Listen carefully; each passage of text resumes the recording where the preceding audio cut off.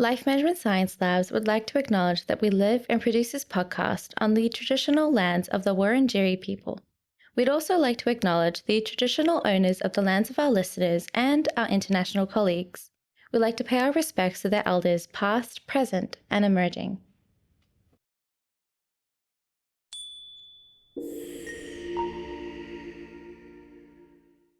Hey everyone, and welcome to Raising Parents, the Parenting Science Insights podcast, produced by Ellen Massell, the Life Management Science Labs. We are champions of life management science, providing structured insights informed by science and inspired by practice on key aspects of conscious living. Each week, we bring you scientific and practical insights on each element with the expert knowledge of professionals in the field. I'm your host, Dina Sargent. Let's get started. Hello, everyone, and welcome back to the show. Today, we are diving into some intriguing concepts such as self-discovery, values, identity, and even future planning, but doing it in relation to children and students. Figuring out these meaningful concepts in childhood could be something that parents can assist with. Thus, our expert today, Rachael Cody, is here to show us how. Rachael holds a Ph.D. in educational psychology with an emphasis in giftedness, creativity, and talent development from the University of Connecticut. She is currently a postdoctoral scholar at the Oregon State University, where she is researching concepts related to promotion, tenure, innovation, and entrepreneurship involving universities seeking to accelerate translational research activities. She recently worked as a postdoctoral research fellow at the United States Coast Guard Academy, where she researched effective study strategies, academic resilience, and the impact of the COVID-19 pandemic on student learning. Her dissertation explored high-achieving college students' perception of agency in their educational experiences. She has published peer-reviewed articles about teachers' perceptions of students from underserved populations, teachers' responses to professional learning sessions, why post-secondary students choose to leave their majors, and gifted students in homeschool settings. So, with all of this knowledge, I'm really excited to interview Rachael today. So welcome to the show. Thank you so much for having me. Can you tell me, to get us started, a little bit about, your career so far and what compelled you to do your research? Oh, absolutely. So I had started thinking I was going to be a teacher in a special education setting. I was wanting to be in a resource room, kind of teaching middle school kids ELA and resource English. And then when I was in my an educational research course in my master's program, I was inspired to go further in educational research and kind of recruited by someone who'd gone through the program that I had just completed last year. And yeah, really just got interested in educational research and having kind of a broader scope of impact than maybe I would have. Not that teachers don't have a huge impact in their classrooms, because they absolutely do, but it's been very invigorating to tackle large issues and get to talk to a bunch of people from a lot of different schools and different backgrounds. Yeah, absolutely. So to get us started with our episode today, I want to ask you some icebreaker questions. And if you could answer these in just a few words to make it kind of like a quick fire round, that would be amazing. So first of all, do you have a favorite book? Yes, I do. Les Miserables. Oh, wow. Good one. And what about a favorite movie? That one was hard. I picked The Shining, but Oh, Pride cool. and Prejudice is kind of an equal comfort movie for me. Absolutely. What about a podcast? This Jungian Life. Mm-hmm. And do you have a role model? Dr. Becky Kennedy from the Good Excellent. Inside podcast. Right. Okay. And do you have a course or a class that has inspired you? Yeah, like I was mentioning, the educational research class at Whitworth University. Shout out to Dr. Rebecca O'Brien. Amazing. Well, now that we know you and your background a little bit better, let's dive into our questions for today. So, we're talking about why self-discovery is vital for a child's independence, and I want to start out with some questions to kind of develop our understanding. So, to begin with, what makes early adulthood such a crucial time for developing a sense of independence and identity? Yeah, absolutely. Early adulthood is huge. It certainly was for me, for so many others. It's a critical period for developing a sense of independence and identity, because for many, though certainly not all individuals. It marks the first time that individuals must navigate a lot of life's big challenges with real world consequences. During this stage, people begin to prioritize their own values and sense of self over the expectations and fears that maybe have been placed over them by influenced by friends or family members or romantic partners. This shift is significant because the responsibilities that they face are becoming more serious in their consequences, such as managing finances, dealing with debt, resolving maybe legal issues, or navigating living situations. They're largely their own to handle. Parents might step in at this point, but for a lot of individuals, this is the first time where they're really starting to tackle a lot of what makes life difficult on their own. Yeah, absolutely. It's really, really important stuff. And like you say, the first time with real consequences, we can be taught these things in schools and punished within the school system, but it's not really affecting our life outside of, going to school from 9 until 3 every day. So are there signs in adolescence that indicate or a strong or emerging sense of agency in children? Yes. So I did what I would call an extensive look at the concept of agency during my dissertation and discussed the definition of that Mhm. term really to the point of exhaustion. Yeah. What I've come up with, I've drawn from scholars, so without trying to sound too nerdy or bore any listeners, but I drew from Bowd in 1988, Bandura in 2001, more recently Matusow in 2016. I've determined that, what I wrote about in my study was agency, referring to the intentionality that individuals sense and apply to the decisions that they make in their lives. An individual's perception of agency refers to the extent to which that individual feels capable of shaping their environment. Adolescence is a period of development. As a period of development, it indicates an emerging sense of agency just by being adolescents, right? Mm. They want to, kids sort of naturally want to start practicing a lot more of their agency. They want to start shaping their environment, knowing that they're capable of doing that. Many of them want to be doing that. And you can kind of tell their emerging sense of agency over their desire to have more control over their environment, um, for better or for worse. Some Mm. navigate what I call agenic opportunities or practices, opportunities to practice agency. They navigate that more successfully than others. Some children have more agenic opportunities than others have. So part of the definition is that the that individuals sense their capability of shaping their environment. And some of us have more capabilities than others do, Mm. by virtue of our background, what affordances we have, what's available for us. So that might not just be their sense of it. That might not be something that's coming from themselves, but a truth in what they sense about their environment. Um, so that's not. I'm careful to talk about that as just like a personality difference. That's an environmental difference, right? What parents are likely well aware of is that some children look for agenic opportunities and take advantage of practicing agency more or less than other children from the same family do. I like to view agency as a skill that everybody has to practice. And it will look different to every individual practicing it because every individual is different based on their wants and desires. A child may have a strong sense of agency that they demonstrate by pushing the boundaries, like by styling their hair in a way that their parents don't like, for example. But on the other Mm. hand, a child may have a strong sense of agency that they demonstrate by choosing not to style their hair the way that their friends do, just because that's the way that all of them are doing it. Maybe they exercise agency and just saying like, no, I think my hair is fine. Um, so that'll be I would say a same level of like confidence in themselves, but they're doing it in a different way.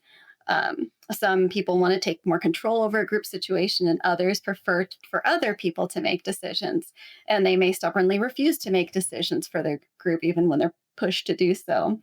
Um, but our responsibility to the children that we would guide and instruct, I would say, is not to make sure that they practice agency in the way that you would, but it is to ensure that a child who wants to exercise their emerging sense of agency is given appropriate opportunities to do so. Yeah, that's really interesting insights regarding children. So I now want to talk about students. Your dissertation focused on agency among high achieving college students.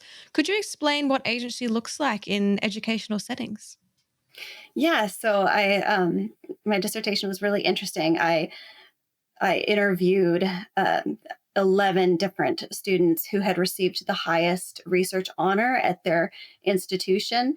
This was an honor that predated even the honors program at their institution. They were each involved in a research project, and um, yeah, they were all on really excellent academic tracks, really impressive. It was kind of intimidating to talk to them, to be honest.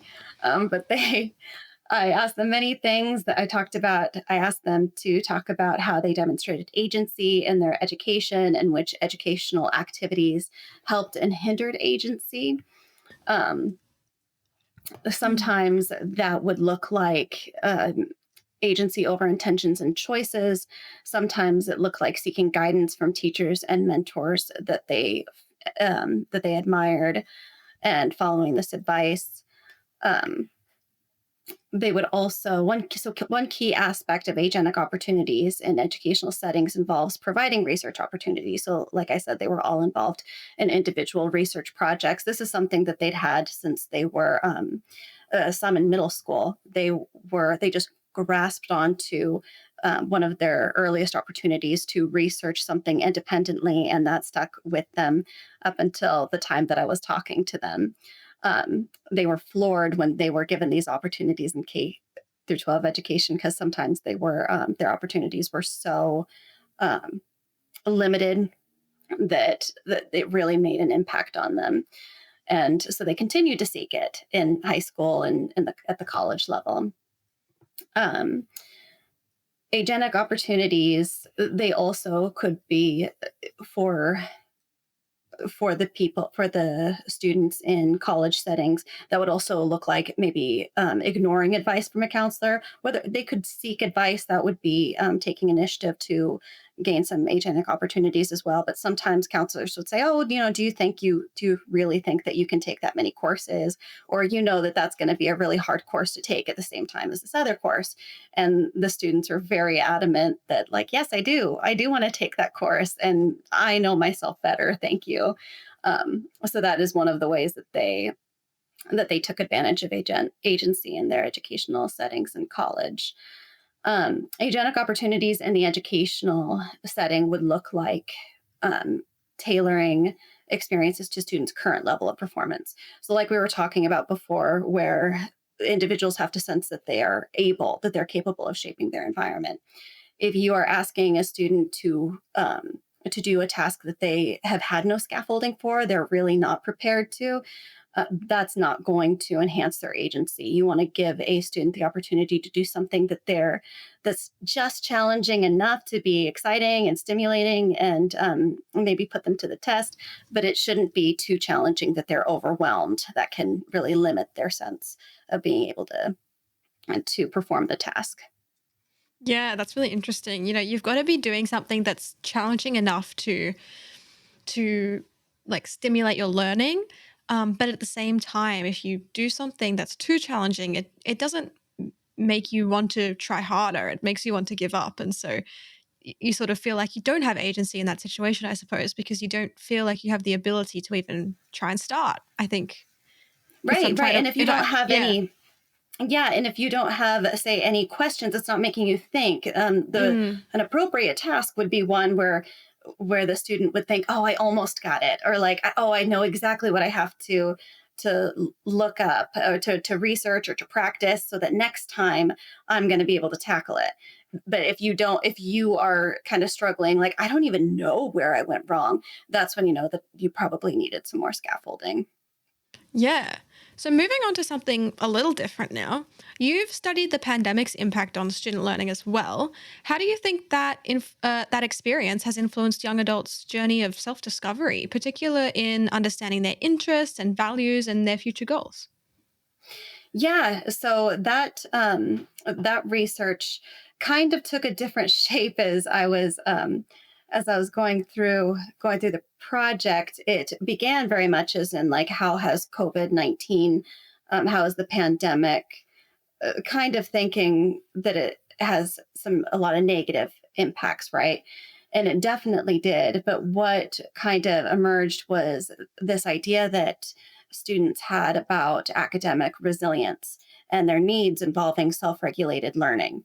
So I was kind of astonished to see the positive framing that the students had about how they learned during the pandemic, and that they didn't want to be viewed as having they didn't want to be viewed as kind of being behind.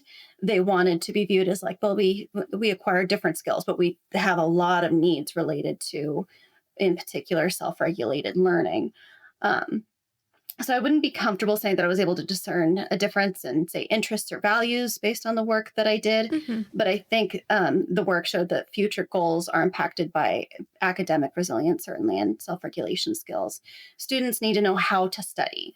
They need to see themselves as somebody who can be successful in their study skills. All too often, what I saw a lot was students, they can tend to identify with a lot of their study skills as though that's who they are as a person. And that's not incorrect. So they say something like, I am a procrastinator. I'm a terrible procrastinator. I'm a bad test taker, or I'm an easily distractible person. No, all of those things may have some grain of truth in them, right? Maybe they think that they're a bad test taker because in the past they haven't been that great at taking tests, or maybe they are easily distractible and that can impede their learning. But this is not something that should be viewed as kind of, it shouldn't be viewed as permanent. It should be, right now I have these needs, and then I'm going to, when these needs are addressed, if somebody can help me with that, then I can go a lot farther. But I think some students have spent too much time thinking of themselves in terms of identity, and not, the skills that they either have or do not. Yeah, that's really interesting that maybe some things are getting misinterpreted as an identity statement rather than a needs statement or something that can actually be changed about themselves. Right. That's very interesting. So moving on to the role of parents now. How much of a role do you think parents should play in guiding or supporting self-discovery without being overly directive? Yeah, that's a great question. They Mm. obviously, parents play a huge role in guiding and supporting their child's self discovery, but it can be hard because even the most well intentioned parents can sometimes come across as overly directive if you're not striking the right chord. One of the most valuable things that a parent can do, in my opinion, and what I have seen, is to express confidence not only in their child's skills, but also in their resilience, their ability to adapt and recover when faced with unexpected challenge. So you don't just want to praise, like, you are such a talented artist. You want to praise when they have been creative with a mistake that they have made, like, oh, I noticed that you turned this mistake in your painting into something really beautiful. I think it's even better now that you've made that change. Sharing what you've learned about your child, including their strengths and preferences, can help them better understand themselves through your perspective, and gives them a context that they can positively understand themselves in as well. That's really important too. If you're hearing a lot of negative self-talk from your child, it can be hard to see the forest for the tree sometimes when you're making mistakes. So to have your parent who has seen you and loved you say, like, not just in this moment of time, but I've seen you progress over years, and you have just gotten better and better. And I think that can be really heartening. It's also important to draw from your own experiences. You have to, because those are the only experiences you have, right? Those can provide meaningful context and reassurance. But you should always emphasize that you are a different person than your child, and that all of the choices that you made are not necessarily going to be the right choices for your child. I think that sometimes that's where parents can kind of come across as being overly directive, where they said, this worked for me. I did this and this Mm. worked for me. And they're coming from a really good place of, like, I want to share what I learned with you. And, like, this was a meaningful lesson for me. But if you're not careful, then the child can think, I have to do it the way that my parent wants it, the way that my parent did it. This is the only right path. And it's really important to emphasize like there are a lot of right paths. Just because this is the one that worked for me doesn't mean that this is the one that you have to take. It's important to communicate that your love and your support are unconditional no matter what choices they make. Um, it will relieve some anxiety to know that you will still be a safe place to turn for reassurance, even if they change course, even if things go wrong. Um, Remind children and adolescents that life offers many opportunities to change course or adjust your approach. This is all a learning experience, and nobody has the right answer yet. Um, yeah, I know I said this before, but yeah, the idea that there is only one right path is a misconception, and that can be hard for a child to wrap their head around. Yeah, for sure, it can be. So, how can parents help their children identify their strengths and values? And what about if the parent hasn't figured that out for themselves yet? Yeah, I mean, starting with you is a great, I would certainly recommend, because Mhm. you can't teach something that you don't know. And we are constantly, yeah, I think I'm constantly having to embrace and reshape and rethink some of my strengths and values, my core beliefs about the world. You never want to stop conversing with yourself about that. So even if it's something that you have figured out, I think it's good to model those conversations. Um, when it comes to identifying strengths, I think this process is ongoing. It's best supported through consistent observation and communication. Parents often notice qualities in their children before the children can recognize it in themselves. I think Mm. keeping a simple journal to jot down moments when your child demonstrates a particular strength, whether it's creativity, resilience, empathy, curiosity, all of these beautiful characteristics, jotting that down can be a powerful way to reflect on and affirm those traits, and also kind of show your child the story of them. Like it becomes more than a strength or a value. It becomes part of their personal narrative, a deeper truth that they know about themselves. It's important to share the observations with your child, not only highlighting their outward achievements, but also recognizing internal qualities like when they were brave or kind, or when they exercised thoughtful decision making. Engage with their interest by asking questions, listening attentively, and invite them. This is important. I think this gets glazed over a lot, but like invite them to teach you what they know. It helps build connection and confidence, but it's also something that children love to do. They love to feel like I mean, adults do too. That's something that's kind of universal for everybody, but it's something that children don't get the opportunity to do very much when they get to feel like the expert about something. Mm. And of course, to help children explore their values, literature can serve as an invaluable tool. I can't stress that enough. Stories offer a safe and engaging way to wrestle with complex questions, and philosophical ideas that may not arise naturally in everyday life. I talked about Les Mis being my favorite book. It's Yeah. been my favorite book since I was 14 years old, largely because I had had no frame of reference for many of the really complex philosophical ideas that were present in the book. It was my first time interacting with any of them, and I couldn't stop talking about it Mm. with everybody in my life. If I loved somebody, I wanted them to read it. If I was, if they were, if our friendship was growing, I was like, okay, now to understand me, you're going to have to read this book, you know? Yeah. But yeah, so and reading to your children early and often can create space for reflection and conversation. Let your child see you reading physical books, I think is also important. And talk about them, about the ideas or the questions that the stories raise. It's okay. It's obviously fine to be reading on your tablet too, but I think sometimes it's helpful for children to see if they don't quite know what you're reading. The physical book can prompt more questions because they don't just see Mm. a screen. They can like look at the little blurb on the outside. They also know that you're reading and not doing other things. Um, But yeah, when discussing a book or even a real life situation, you should be asking open ended questions. What would you do in this situation? Or what do you think about what the character did in this situation? Not to guide them to an answer, but to genuinely learn about what they think, to learn about who they're becoming.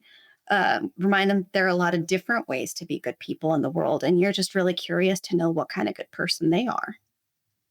Yeah, wow, that's fantastic advice regarding literature as well.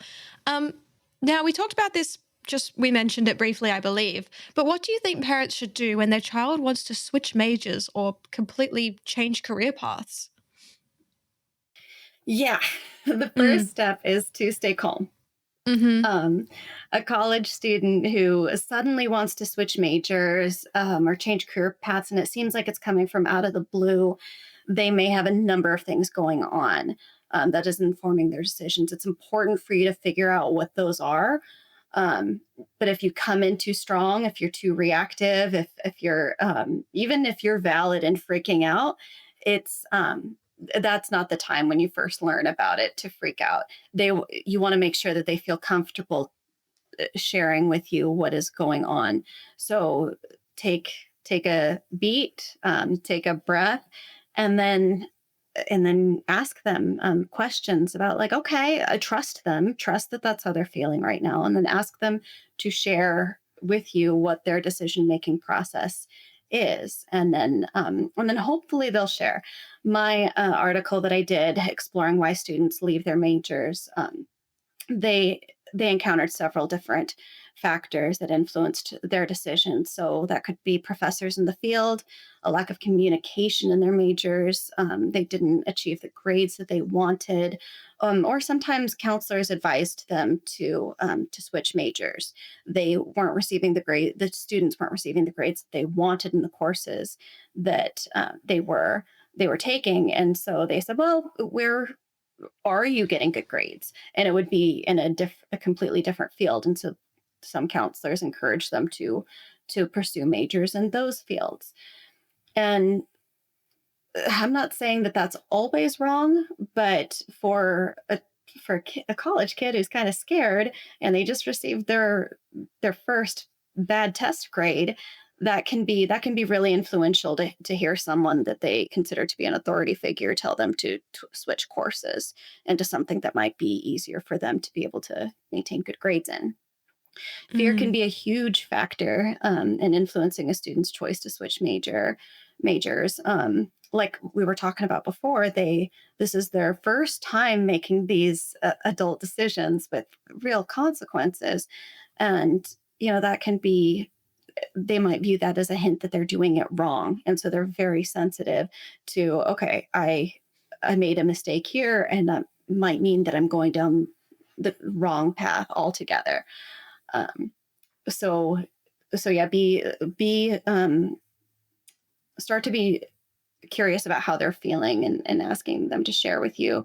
According to one study, this was crazy, some students left their intended major due to the fear of not being able to make sufficient grades before they had even completed any coursework in the yeah. class.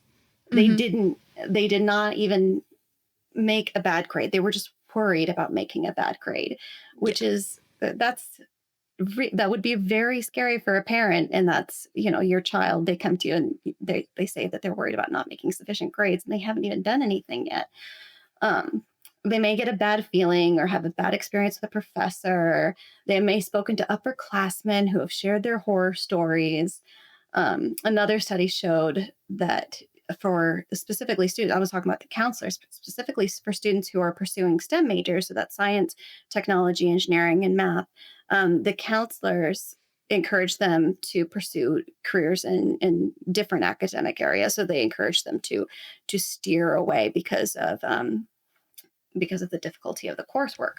Mm, So that's concerning. Once you find out what the problem is, you may help your child deal with the issues related to whatever the factors are. If it's grades, you can contact the university to see what academic supports might be available to help your students. students get bombarded by all sorts of information about what academic supports might be available, but that's not necessarily where their brain's at when things are going downhill. So you can help them pursue those academic supports. You can help them change courses. So you might tell them, "Hey, this course might not be working for you, but maybe it's time to try to enroll in this course, and then you can push this other course further down when you think that when you're a little bit more acclimated to the college environment." You could also share with them that everyone deals with fears related to their majors and careers, and that doesn't mean that they chose the wrong path. You can share with them that they could even change career courses during grad school if needed. There if they're interested in grad school, then there's a number of different undergraduate majors that could steer them into the direction they want to go. These resources and supports may give your child the skills and confidence they need to stay the course. But if you've done all this and your child still wants to switch majors, then know that that's okay. That might be the best thing for them. Some students find out that they don't want to pursue their chosen career once they've started doing practicums, once they've started to work in the field and hear from people who have those jobs that they had wanted. And if your child does want to switch majors, do your best to help them make an informed choice the second time around, so they don't end up doing the same thing and a little further down the road. I'm learning so much. This is so interesting to me because it's almost the opposite of what I experienced in university, which was that I didn't love my course, but I also was really determined to stick it out and get the degrees that I was doing. And in hindsight, maybe I should have changed my degree. But anyway, that's a different story. I want to talk about how you've written about how to help students choose the right major for the first time. What are some ways that parents can support that process? Yeah, so this is where self-discovery definitely comes into play when talking about Right. your child's interests and their strengths very early on is going to help you, because this is not the time for them to just be figuring out who they are. They should have a pretty strong sense of what they like doing and how they like to show up in the world. So one of the first and most helpful things a parent can do is support their child in exploring their options thoroughly. Help them research potential majors, brainstorm a few different career paths that each one could lead to, talk through scenarios. So what if they don't enjoy a certain aspect of the job they're aiming for? What are some alternatives that could still align with their interests and strengths? And maybe the coursework can still prepare them for. But planning for possible forks in the road early on can help them feel more confident and adaptable.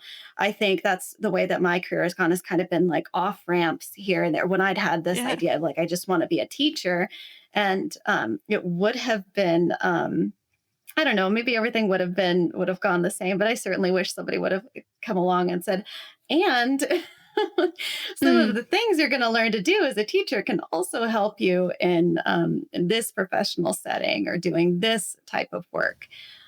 So yeah, definitely help guide your child to what they like to do, what they're naturally skilled in, and then also say, but if things end up if you end up not liking that, what else can you do with this career that can help broaden their mind, so they don't think that it's just like, if I fail at this specific thing, then I have to quit completely. Also encourage your child to connect with professionals in the field they're interested in. The earlier they can gain exposure into the field and see what a job really looks like in practice, the better. So job Mm. shadowing, informational interviews, honest conversations with people in the field can give your child a well-rounded view, both the rewards and the challenges before they commit. Make sure you have your child talk to somebody about what the challenges are in the field before they commit. Um, it's important to ask thoughtful questions early and often. So ask them how they see their major contributing to the kind of person they want to become, not just the type of career that they want to have or the job that they want to be in. If their reasons for choosing a major are based on something unsustainable, say they want to follow a significant other into their field so they can have the same courses, say that they've seen a glamorized TV portrayal of this job, or maybe they're choosing this because it's prestigious and they want to impress others. Those motivations will likely surface in the conversation. When they do, you'll be in a better position to help them reflect and reconsider before they get too far down a path and figure out that their reasons for choosing that job weren't really reflective of who they are or want to be. Yeah, for sure. And I think I'm going to make this our final question in this segment, which is how can parents help high achieving children to manage pressure or perfectionist tendencies? So many people struggle with this, and so many people, really beat themselves up about, not doing well enough. And what can parents do? Yeah, I Mm, love this question. In my field of gifted education, we talk about perfectionism a lot. We talk about underachievement, where students underperform because if they can't do something the right way in their brain, then they don't want to do it at all. mm, I think you need to give your children the opportunity to experience failure. Many high achieving students develop a fear of failure simply because they haven't encountered it that often. If everything comes easily and they don't get the chance to learn how to bounce back, how to adapt, how to laugh at themselves, I would say have them try something new that doesn't come easy for them. That could be cooking a challenging recipe or learning a new instrument, trying a sport that they're not experienced in. But I help them find humor in the situations that arise from being a beginner. I knew a girl in high school who I think about this all the time. She was an excellent skier. I lived in a small town near a ski resort, and so many people in my town were either skiers or snowboarders. And I once asked her if she also enjoyed snowboarding. And she said she would never try snowboarding because she was such a good skier and she didn't want people to think of her as a beginner. And I remember laughing and saying, okay, but you would be a beginner. But she was so concerned with how she would look if she were to try something for the first time. And yeah. I sometimes think about her and I really hope she changed her mind. I hope she got on a snowboard and was terrible and laughed about it. Yeah. Provided she was safe, Yeah, of I course. hope that she did that for herself. But my point being, let your child experience being a beginner. If they are not challenged, they are not growing. Mm, People tend to believe that intelligence is something that you have rather than something you practice. And high achieving kids can get stuck thinking that their worth lies in how well they're performing.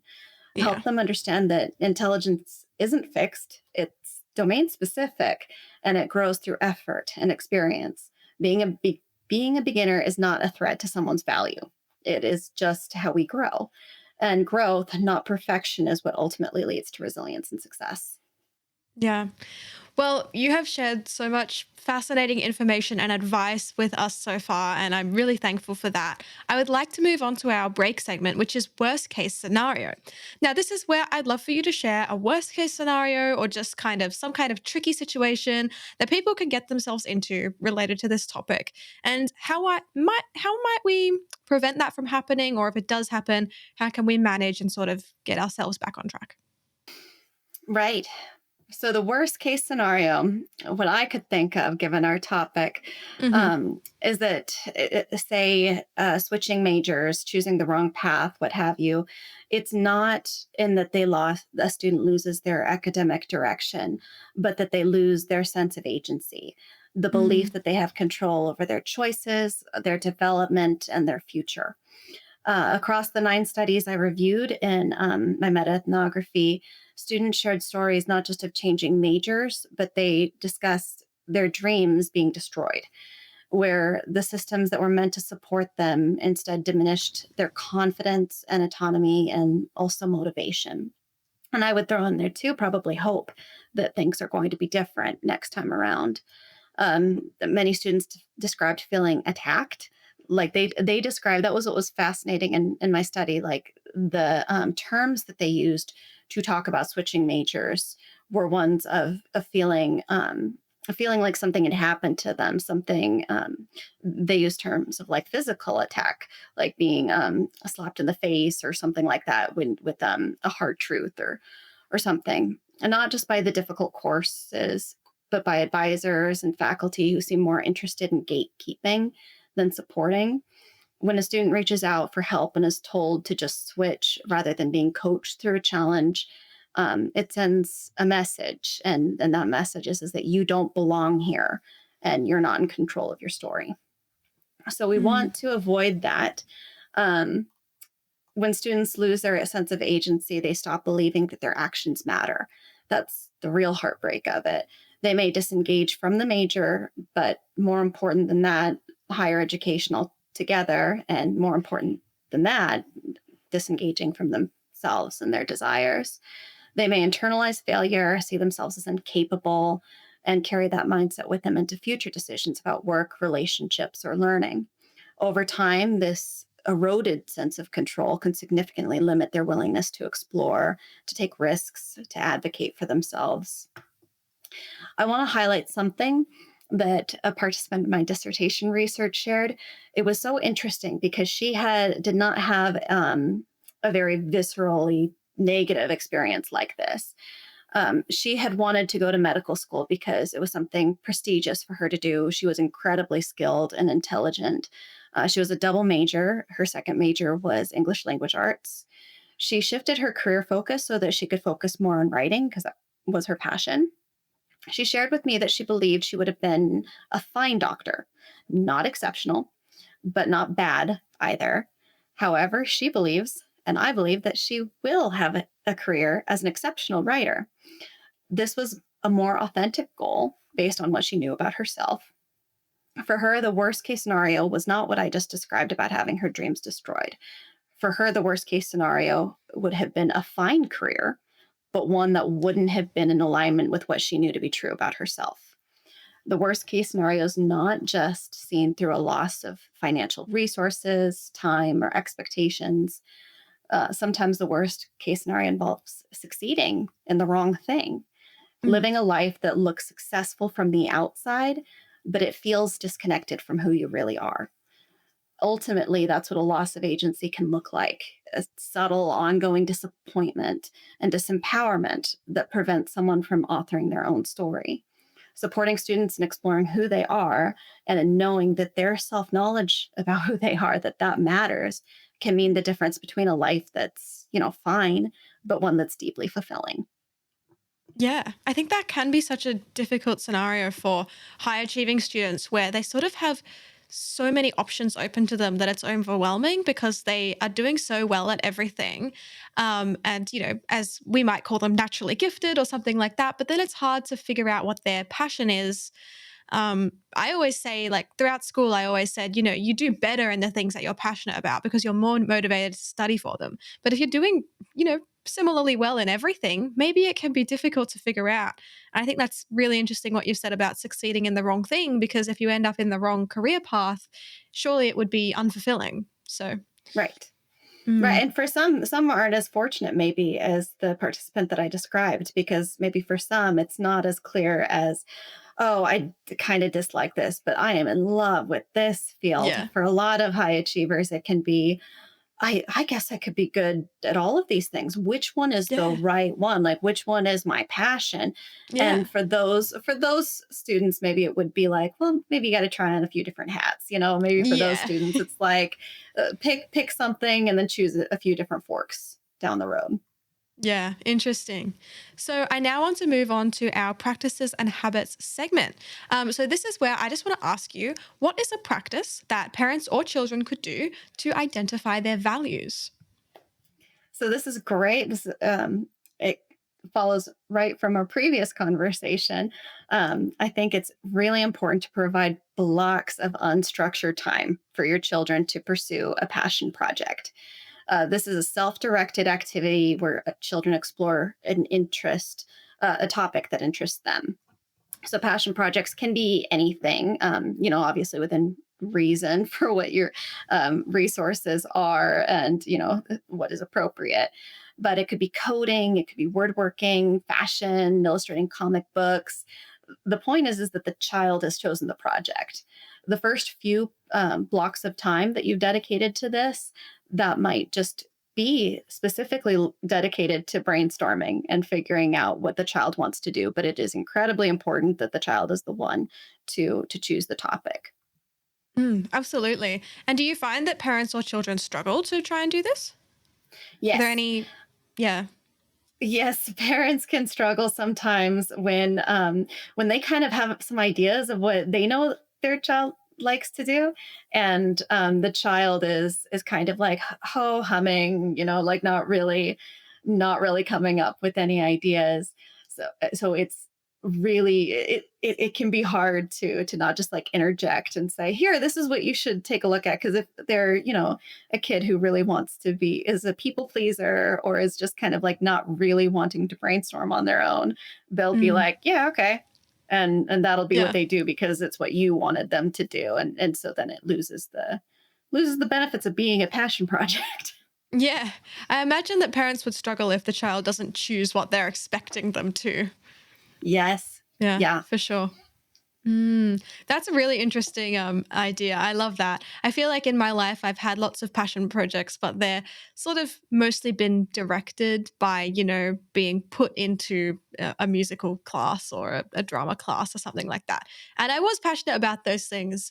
And I sort of chose them myself by choosing to continue them and to not give up on certain things. So I feel very grateful for Yeah. those experiences for sure. Oh, absolutely. So, what I'm going to do now is we're coming towards the end of our podcast. So, I'd like to move to the open mic. This is your chance to talk about anything you're passionate about. It can be related to our discussion because I can see that you're passionate about that, but it could also be something completely different. So, take it away. All right. Thank you. This is such a cool idea for a segment. One of the things, too, when you're coming up with things that you're passionate about, is like my brain immediately shut down when I was trying to prepare for this prompt, and so Yeah. I do want to point out that can be something too that once you let your child sit with to go back with the blocks of unstructured time, if you give Mm, yourself a block of unstructured time, just that kind of reflection time alone, then you'll start to be like, oh, okay, yeah, there are a lot of things. Um, mm, yeah, one important thing that I've noticed and researched is how often teachers expect gifted students to be compliant, well behaved, and to quietly excel. When gifted children show frustration, they act out or they challenge rules. Adults sometimes misinterpret this behavior as bad, as if it were a sign that the child isn't truly gifted. But from my research and experience, misbehavior is often a form of communication. It can sometimes mean that children don't feel enough control or agency over their own lives, or that they're just struggling with emotional regulation. They haven't been taught the skills that they need to be able to do that well in the classroom yet. This misunderstanding is especially challenging for parents of high potential children who struggle with behavior. Your child's actions, if there's a parent out there who's encountering this, your child's actions may not be a sign of a problem with their academic work, but rather a sign that they need more opportunities to express themselves, make choices, and explore their interests authentically. I've also been involved in research focusing on gifted children in foster care, a group often overlooked in gifted education. Traditional ways of identifying giftedness, like high test scores or standardized test scores, or academic records, excuse me, they often miss these kids because their records can be incomplete or don't actually reflect their strengths. I work with the Xavier House in Gainesville, Florida. It's a foster home dedicated to foster gifted youth. We are working to develop new ways to recognize giftedness. It's really exciting because we're not just looking at their test scores, but we're looking at children's creative work, at looking at drawings, listening to stories from social workers, and even behavioral histories to identify potential that doesn't always show up in traditional assessments. We're hoping to produce a publication describing our efforts to this end sometime in the near future. But this work highlights how giftedness is diverse and how important it is to look beyond typical measures or behavior expectations. If you're a parent facing behavioral challenges with your high potential child, know that your child's potential isn't diminished by these struggles. Sometimes they're showing you their potential by exhibiting these these behaviors. And it might be a sign that they need more support in feeling agency and being seen for their whole selves and not just their grades or compliance in the classroom. I think it's important to advocate for children, encouraging educators to see giftedness in all forms and to understand that behavior is often a window into a child's needs. Your voice can help shift the conversation towards supporting gifted children as unique individuals with complex needs, which is especially important for those who don't fit the traditional mold, that is what I'm very passionate about, is trying to advocate for gifted kids who are sometimes my favorite. They're my favorite students, where they're so creative and sometimes even in what you don't want them to be doing. And some kids who are acting up in the most like interesting ways. I just love I love talking to them and being like, what's going on here? There's got to be a better outlet for you and your beautiful mind. Yeah. And kids respond really well when you see them not as like a problem, but as in like, you are just a wonder, and where else can we put you? Yeah, for sure. That's really interesting. I can tell that you're so passionate about that, and it's amazing that you're doing work in that field, and that must be really, really interesting and fulfilling for you as well. That's fantastic. Well, I'm going to have to conclude our episode very soon. I am so glad to have interviewed you, and you've shared so much on this episode. If our listeners want to find out more about you and your work, where should they go? Yeah, so you can go to my LinkedIn profile. It's Rachael Cody on LinkedIn. You can also, I've got a lot of my publications on Google Scholar. So if you just look up Rachael Cody, Rachal, Cody, Cody, you should be able to find me there. Amazing. I'll make sure that those are linked in our show notes so that people can go and find you easily. And just thank you again so much for being on the show, and thank you for your time. I've certainly learnt so much from you, so we're glad to have you here. Thank you for having me. Of course. And to our audience, I hope you've learnt just as much from Rachael as I have, and we'll catch you in the next episode. You've been listening to Raising Parents, the Parenting Science Insights podcast, produced by the Parenting Science Labs, a division of LMSL, the Life Management Science Labs. More episodes are available from 10 life management perspectives and can be found by searching LMSL on Apple Podcasts, Google Podcasts, Spotify, and other podcasting apps available on your devices. If you enjoyed this episode, please consider rating our show, sharing it, and subscribing to our channel, as it helps other people find it so that we can grow and bring you more quality resources. More of our work can be found on our website at pa.lmsl.net, where you can join our movement. I'm Dina Sargent. Thanks for tuning in.